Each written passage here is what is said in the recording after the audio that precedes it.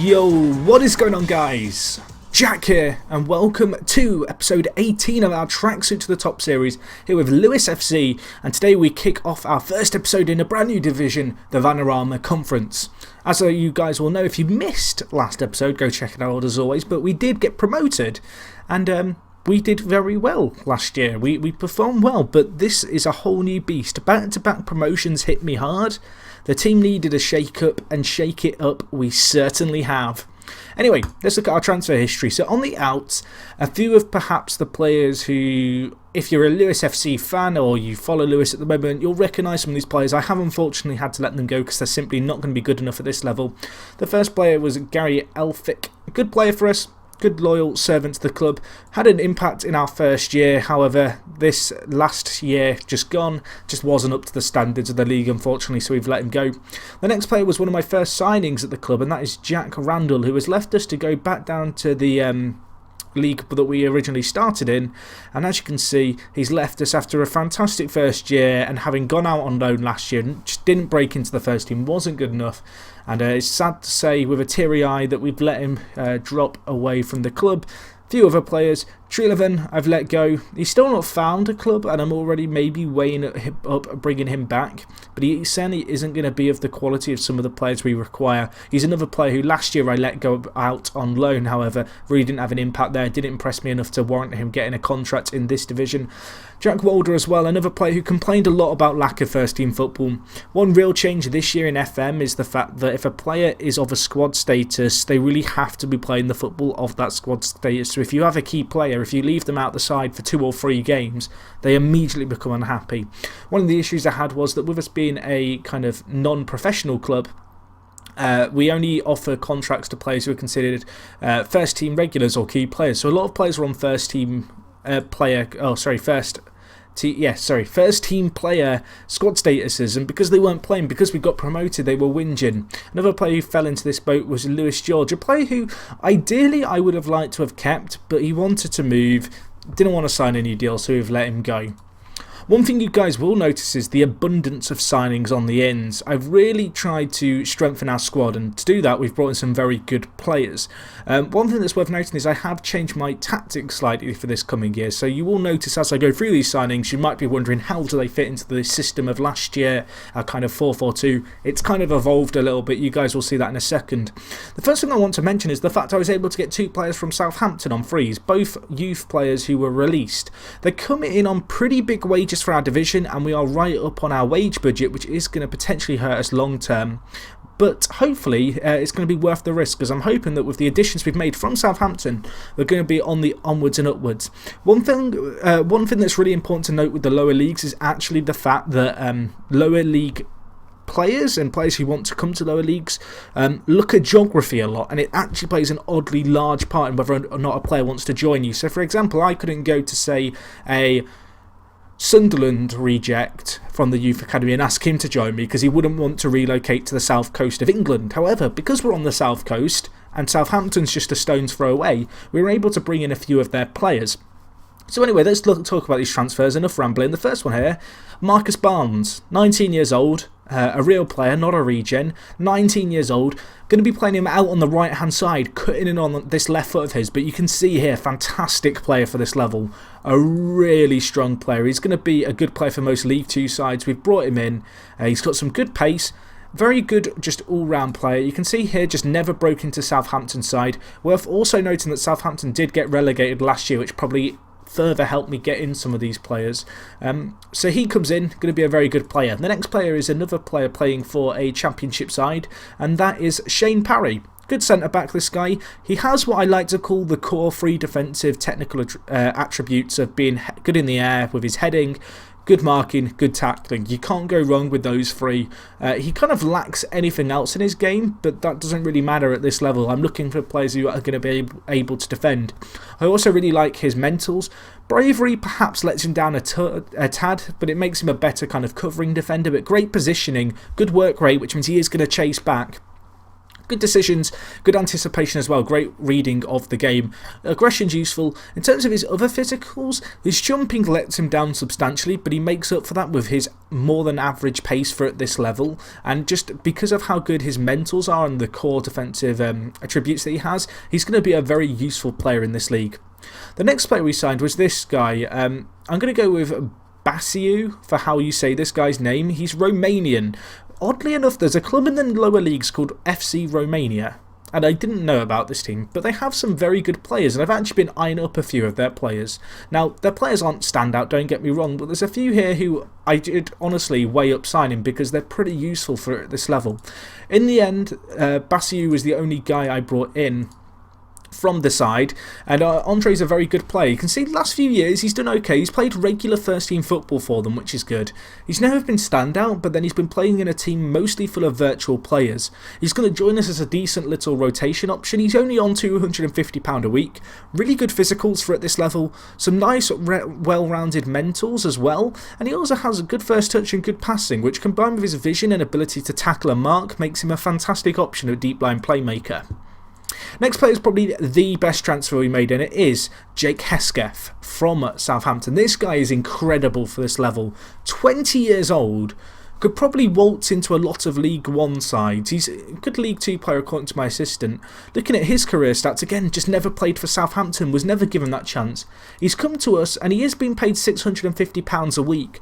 But for that price, what we've got here is an incredible advanced playmaker for this level. You look at his key attributes, there's none below 10, which is just ridiculous. And I mean, he's going to be able to fulfill a number of centre attacking mid roles for us, which is equally as nice. Great pace as well for this level. He's really going to tear up this league, and because we've kept hold of Matthew Lewis, I'm expecting a nice little partnership to kind of form between these two guys. Anyway, I'm rambling on a little bit, so I'm going to try and be briefer with these guys, but Charlie Wakefield came in, good backup player, can play a lot of positions. The fact he can play on either wing is nice. Will Orr is another good player who we brought in, 19 years old, really good centre mid, good pace as well, which is nice at this level. Next player is this guy, Pretrici. He actually came from SC Romania but was released from them. I butchered this guy's name. I'm sorry, I'm going to call you Alex because I'm going to butcher your name every time otherwise. I've just failed to nickname him because you have to do it like this. I'll do it later because I can't remember where the button is. But anyway, he's Alex. He's pretty good. Next guy is Goddard, another player. He's Japanese, and if you're a watcher of my old podcast that I did during the World Cup, you know I like a Japanese player. So to get a Japanese player in this level, I'm pretty happy about. He got released from Tottenham. He played with Concord Rangers last year, and he did okay in the Conference South. Again, 6 assists and 5 goals. But he joins us here. He'll just be a nice little rotation option. £130 a week. Not too worried about that. Next player is this guy, Tosin Olufemi, who's a very good player. He's actually a Nigerian under-21 international, and he can play on either wing anywhere, which is incredibly odd, and I can't recall seeing that too many times in these lower leagues. But he's 22. He's not the best player, but he has really good coverage and will be useful as a sub. And you can see here he played last year at Kidderminster in this league, and he actually held his own here, so maybe he'll be of use to us. The last player who is probably one of the other better transfers we got was this guy, Zach Answer. He is, I want to say Ghanaian? Yeah, Ghanaian, but he's also English. You can see he's played 6 times for Ghana's under-21s. Looking at him, he played for Arsenal for a number of years, has more recently gone on to Charlton. Never made an appearance for either, but we were able to pick him up on a free. And just like, I think it's Barnes who we have on the left on the right, cutting in on his left foot, we've got this guy. He can play out on the left attacking mid position, and we're going to have him cutting in on his right foot. And for this level, he's lethal. He is going to be terrorising this league, and I'm very confident that he's going to do a good job for us. Last 2 players, 2 familiar faces to round things up. Billy Roast, good player, good centre-back, amazing physicals. He was with us last year, of course. And Thomas Lapsley managed to get his loan extended for another year, which is nice because, again, key part of our first team last year. So those are the transfers. I did ramble a little bit there. I do apologise, but I did want to cover all those transfers in detail, particularly because so many of them are going to be core components of the first team in this year. Other bits of transfer news for you guys to know about. Ben Bacon's had a lot of interest in him from Championship sides. Desperately still trying to hold on to him. He's still improving an absolute ton. Great player still. Unfortunately, we can't get him to sign a new contract because he's unhappy at the moment, and it's odd because he's not that unhappy that he wants to leave. He's unhappy that George Branford should have been fined. Now, George Branford played for us last year and was released, so I don't know why he's negative. Another minor issue is the fact he feels pressured by the clubs interested in him, but interestingly enough, he's not actually trying to force a move on himself. I've been rejecting a lot of championship bids and he's been quite accepting of that, so I'm pretty happy with how he's handled the pressure. Another player is Craig Mullen, our goalkeeper, who's had some interest from Charlton. Again, managed to fend it off. His professional personality, at least I think it's professional, model professional personality, has meant that he's not getting too distracted by the offers on the table. And as you can see, he's still got 2 years left on his deal, so that's very good for us. I think Ben Bacon only has 1 year. He does. So I've kind of made a bold move in rejecting the bids for Ben Bacon, because if we lose him on a free, I might be kicking myself. But I'm confident that when the transfer window shuts, clubs start being so interested in these players that we're going to be able to extend their contracts. Another player who falls into this kind of bracket is Matthew Lewis, our star player, the man. This guy is just incredible. He got called up to the England under-20 squad over the summer for the French Invitational, which was great for him. Looking at it, 40 goals in 40 games last year. He's had a lot of big teams sniffing around. Hull, West Brom, West Ham, they all want him. I'm desperately trying to keep hold of him. He's unhappy not to speak to Hull, but it's only a minor issue. He's actually taken to it very well, and I've been keeping kind of him in the side, and he wanted me to strengthen the squad. I promised that in return for rejecting the transfer bids, and he's pleased with the efforts being made so far. You'll also notice that he's happy with how the previous chat went with me. I think a key thing when you have players who are unhappy trying to force moves is to really try and hold on to them. That's what we've done here. Also worth noting that Lewis is one of his favourite clubs, which is additionally perhaps preventing him from wanting to move away. Right now he's only got a year left on his contract. I actually rejected, and hold your breath here because I may regret this, I rejected a £2 million bid for him from Hull, all up front. The most crazy offer I've ever had from a team in this division. It was ludicrous. 22 million, I could have accepted it and run away with the money, but I think this guy could be the player to just be with this side forever. As odd as that might sound, I think he's the player who we could just keep in the side. He's a fan favourite, League One player. He loves the club as well, which is a massive bonus. Potential ability to be a good Premier League striker. He's invaluable to me. He could be the difference between going up this year and staying down, because you may have noticed with our signings, Marcus Barnes, who's one of the guys we signed from Southampton, great inside forward. Jake Hesketh, great playmaker, just all round, just really good in that final third. Answer, again, another good inside forward out on the left. I needed something to spearhead the attack, and I had the option to let go of Matthew Lewis, and I honestly had to go away from the computer and decide if I wanted to sell him or not. And I made the bold move to keep hold of him. Again, contract runs out at the end of the year. If that doesn't work out, then I'm really going to be regretting the fact I didn't take £2 million. But on the flip side, this sentimental side of me that I always seem to kind of get attached to regens meant that I didn't want to let him go. Not only that, but he has improved a lot over the last year. If I just... if I can't deselect these very easily. If I just deselect these real quick, he's just improved a lot. Even his strength, which is one of his weaker stats, has improved. You can't really see that too clearly. Just believe me when I say this guy's improving, and I believe he's going to continue to improve, and I think he's actually going to kind of perhaps epitomise this squad if, big if, I can keep hold of him, because it is weighing on my mind that we may lose him on a free. Anyway, I've talked a little bit about my system just then as I was explaining how vital Matthew Lewis is. This is actually how we line up for the year. It's a 4-2-3-1, and we're playing with inside forwards, an advanced playmaker, and then I'm leaving Lewis up front on his own. You'll notice that Nevin didn't leave, but he is still in the squad. Honestly, he's probably not going to get too much football this year, but I wanted to keep hold of him anyway. But yeah, a lot of the new additions are going to come into the squad and hopefully add to it. Just building from the back, I'm just going to go through our kind of ideal starting 11 in my opinion. Craig Mullen, the goalkeeper, played for us last year, was a great goalkeeper last year, 11 clean sheets in 29, really stamped his authority in our squad. A player who originally wasn't starting last year but really improved as the season went on.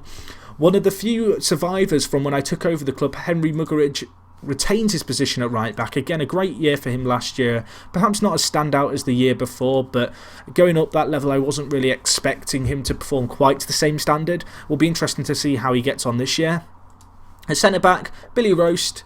Was at this club last year from Colchester on loan. He's joined us again, which is really nice to be able to say. Got 7 goals last year as well for a centre-back, which isn't too bad. 7.31 average rating, was an important part of our team last year. Hopefully he can make the step up. Alongside him we have Shane Parry, of course our new signing from Cardiff.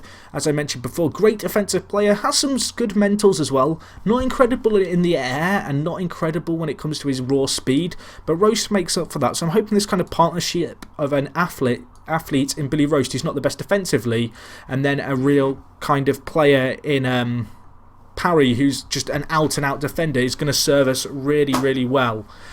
Anyway, at left back we go with Olufemi, who is the Nigerian guy who I mentioned before that we picked up. I mentioned he'd mostly be starting as a sub. Right now we have got a few injuries and stuff to contend with, so players have kind of been moved around. Honestly, the left-back position is very much up for grabs, because we have got Stephen Page, who of course is another one of my very early signings, and we have also got Lewis Thomas, who's another good little left-back, and I think these guys are really going to be fighting out for this position. I'm largely going to be picking the left-back position based entirely on form. Anyway, in the centre of the park we have Will Hall, the Scottish player. I only went over this guy really briefly before when I was doing the signing recaps, but he's a very, very good defensive midfielder. Not the best bravery or aggression, but at this level I'm not too worried about that. He also has some really well-rounded off technical attributes which could serve him well when going forward, and again, some good physicals to boot. Going a little bit further up, Ben Bacon, the people's favourite, retains his spot. Will be playing deep line playmaker for us this year. He's playing it on support, and that actually means that his lack of defensive ability isn't going to hurt him as badly as you might expect, as he's not going to be required to mark or tackle players quite as much as perhaps he normally would be. Good player, really good mentals, improved a lot last year. I don't see him finishing up his career as a deep line playmaker, but for this year he's going to slot into the side there. At left attacking mid we go with Answer, who I've already covered. At the right we go with Barnes. Already covered you, my friend. Hesketh, who I think is the best signing of the window, is going to be playing as the advanced playmaker. Everything's going to be going through him. And in the final third, we're going to be relying on the finishing power that is Matthew Lewis to really get the goals for us. On the bench, pretty standard players. We've got Jamie Horncastle, who we signed last year. Really good, well-rounded off centre-back. Ezekiel Long, one of the regens we brought in 2 years ago. Keeps his spot. Didn't play a lot last year, but he's a good versatile player to have on the bench. Goddard, of course, the Japanese international, or not international even, just Japanese national. He's going to play, again, good player, very good in the centre mid position, a very, more than adequate replacement. Charlie Wakefield is a young attacking midfielder, can play on either wing. Joined us from Chelsea, who released him. And I think he's going to be useful just coming off the bench because of that sheer versatility. And then we go with Joe Robinson, another attacking midfielder who of course has been incredible for us and will probably get more than his fair share of run-outs this year. It's on the bench. You will notice there's no strikers on the bench. The real reasoning behind that being is the fact that Barnes and Answer are both capable of being the kind of striker and the attacking outlet for the team. And so if Lewis was to get an injury, touch wood that won't happen, I just simply move one of these guys into the centre forward position and then we'd add it in one of our wide attacking midfielders. So anyway, a bit of a rambly start to the season. I do apologise, 18 minutes is a long time. I'd be interested to know actually in the comments, if you've got to this point, which heaven forbid you've listened to me ramble for a while, do you prefer the more in-depth chats like this one, where I kind of explain each little bit of the jigsaw puzzle, or would you much rather I was a little bit more brief with these episodes? I know people want longer episodes, but I don't know, do they want more detail, or do you guys want more matches when you ask for longer episodes? Because more matches I can't really do just because of the time between the matches is very hard to commentate. But I'm more than happy to go into a load of detail when it comes to exactly what's going on with the club. In our pre-season games, I played a lot of bigger teams and we got spanked. That was more just for the money, which actually worked out quite nicely for us. So anyway, today we play Chester. And if you're not familiar with Chester, you never watch Merkers and Predicts Chester Mission, which is a fantastic series on YouTube. Go check it out if you're looking for a lower league series. The man is a legend of Football Manager, one of the reasons that I started doing lower league saves here on YouTube. And we are going to be taking on Chester, who, whenever I say their name, I'm imagining the theme tune from his series playing in my head. And we are going to be playing them in our first game. We are away from home. I would have liked to kick off our campaign at home, but you know what? We've got to do what we got to do, I guess, and I wanted to commentate this first game because I do believe this is a bit of a landmark for us. Ideally this year I'd like to see us finish competing for the playoffs, if not getting that promotion spot, but with there only being 2 teams go up, it's always going to be tricky. Looking at the pre-season odds, we are in 18th. I don't think that really accounts for our striking power with much kind of fairness, I guess, and objectivity. I honestly think we can finish a lot higher just because of how good we're going to be in the final third. Looking at the teams ahead of us and the teams who have recently been relegated, Wickham and Dagenham and Redbridge find themselves in the Vanarama Conference, alongside Grimsby, Newport County, who also came down. Chester, who we're playing today, are predicted to finish 5th, so this should be a good test to see if we are of playoff quality. And looking down the list, there's a lot of the kind of names you expect to see in this lower league. But the conference is a very competitive league. It is going to be tricky to get out of, and I'm hoping that we might be able to do it the first attempt. In terms of our key players, the people who the bookies think are the players to watch, Jake Hesketh, who I've already touched upon, has been the best signing we made, and unsurprisingly Matthew Lewis occupies the second player to watch in our squad, the League One quality striker who I'm desperately hoping we can keep hold of. So anyway, we are going to get into today's game. We have got to do numbers. I auto number my players in FM. I know people hate that because I end up with players just having really random numbers like this. If you're one of those people who hates the random numbers, I'm very sorry. I'd be interested to know in the comments, do you number your players yourself, or do you let your assistant do them like I do and be really lazy? Anyway, we are away from home. I'm just going to tell the players I've got faith in them. This is our first time really using our system against a team of our level. In pre-season we played a lot of teams a lot higher than us. And then, of course, we also played teams a lot lower than us, so we've not really tested this formation against anyone of our own calibre. Looking at the stats, Chester having a little bit more of the attacking play, but we are holding on to the ball quite nicely, which is good to be able to say. We'll have to see how things pan out as we go through this half. But anyway, 0-0. I'm going to get rid of the latest scores because they are left over from the end of the season. Honestly, a draw here wouldn't be that bad away against the team predicted to finish 5th in the league. I'd be pretty happy with that. I'd like there to be a replay or two just for your guys' sakes, because I don't want it to finish 0-0 first game of the season, first live com, especially after I've talked for a good 20 minutes about the squad and whatnot. Oh, we have a chance. Ball whipped in. Barnes, can you spread it wide? Can you? Perry, Lewis, it's offside. Perry was offside. Oh dear, that is not the start we wanted.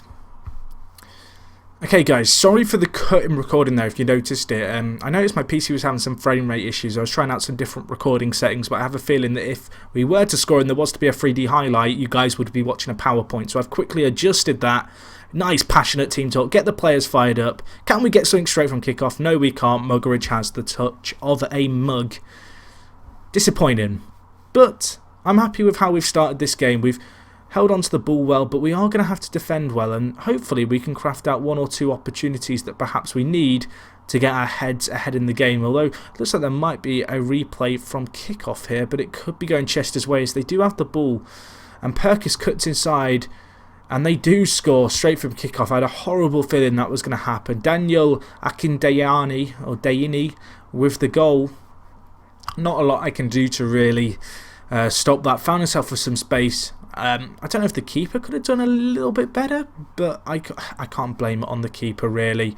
Our left back just switched off, left a load of space in behind, and it's just a nice tidy finish really. Maybe I can blame the keeper just a tad, having watched in 3D, but I'm not going to. How are we going to change things? I'm going to go with a higher tempo and more direct. I want us to be a little bit more aggressive in possession of the ball. And I want us to be a little more kind of direct in our play, just because at the moment it's not really working. I'm also going to get rid of stick to positions, just because I would like us to float just a little bit when we don't have the ball. Anyway, we have a chance here. Enough rambling. That's a really good tackle by them, and that wraps up that highlight. So Chester really having the best of the game. There's been no clear chances to speak of, which is a little bit surprising that we've had no clear-cut chances whatsoever. Just either way, I was hoping to see a lot more of a presence, I guess, from our creative players. With not too long left, I'm actually going to make a few changes. I'm going to change our inside forwards to support and our advanced playmaker. Our inside forwards to attack and our advanced playmaker to support. And, actually, no, I'm not. I'm going to change you guys to wingers. Because I don't know if this is just me, but from my experience this year, I've actually found wingers to be kind of generally perform better than inside forwards. So I'm going to give that a roll. Our wingers are actually looking a little bit tired, so I'm going to make a change here. I'm going to bring on Joe Robinson. I'm going to put some faith in one of my own. And the other change I'm going to make is I'm going to bring on Goddard to play the ball-winning midfielder role. It's not a role he's particularly well adapted to playing, but with Hoare already booked, I really can't afford to get 2 players potentially sent off. Not 2 players, a second yellow card and potentially him getting sent off. So I'm going to make that change there. And hopefully, maybe those changes can work a little bit of magic, just changing things up just a little bit. But yeah, time will tell here. 20 minutes left. I am still keeping our team trained with last year's tactics, so I do have something to fall back upon if this 4-2-3-1 really doesn't work. But given the players that I signed, I wanted to try and play to our strengths, and I believe that this system does achieve that. So we'll see how we get on. Hesketh with some nice play. Lewis! That was a chance, and he's blown it. That is uncharacteristic, although we are immediately back on the attack. Answer, was that Lewis there? I think it was. Matthew Lewis gets his first goal of the season, keeps his goal-scoring record up. Last year, 40 goals in 40 league games. If he could best that this year, or even, get on par with that, that would be absolutely incredible. That is a very vital goal. Nice little bit of play from the throw-in. Hesketh inside to Answer. Nice to see our signings linking up down the left-hand side. And in the end, I think the defender maybe even cleared it onto Matthew Lewis, who is going to run away celebrating it like it was his own goal. But they come in all shapes and sizes goals, and I'm certainly not going to complain about that one. So I am weighing up maybe changing to wingers already, just because I think it might serve us a little bit better. I'm going to have to watch a few games in full, I think, off video, and kind of work out how I want to maybe adjust this tactic just a little bit against some of the teams we come up against. But anyway, let's have enough rambling, because this is the end of the episode. 1-1. Could have been worse. It was a massive, massive result considering Chester have considered and expected to finish 5th. Because, I mean, they're one of the teams who are going to be right up there if you believe what the bookies tell you come the end of the season. So 1-1, not the worst result. Wickham, who I expect to walk the league, also drawing 1-1. But anyway, that is going to wrap things up for today's episode. Hopefully you guys did enjoy it. A lot of new signings, a lot to kind of cover. A change in system too. We'll see how long that goes on. But yeah, hopefully you guys enjoyed regardless. If you did, as always, if you could smash the like button, it is greatly appreciated. Hopefully you guys are enjoying the series. Hopefully you're enjoying this Season 3. Let me know down in the comments, where do you think I'm going to finish this year? What place? I'm going to go with top 5. I'll go with 5th just to be safe. I think we might be able to scrape the playoffs. Maybe we can do better than that. Maybe we'll do a lot worse. Who knows? It depends on if I can keep hold of Matthew Lewis and keep morale high in the squad, if that was to happen. But anyway, let's not worry about that too much for now. If you enjoyed, guys, smash the like button. Hopefully, I'll see you for the next episode. And it is me, Jack, and I'll talk to you guys in a bit. I'm out.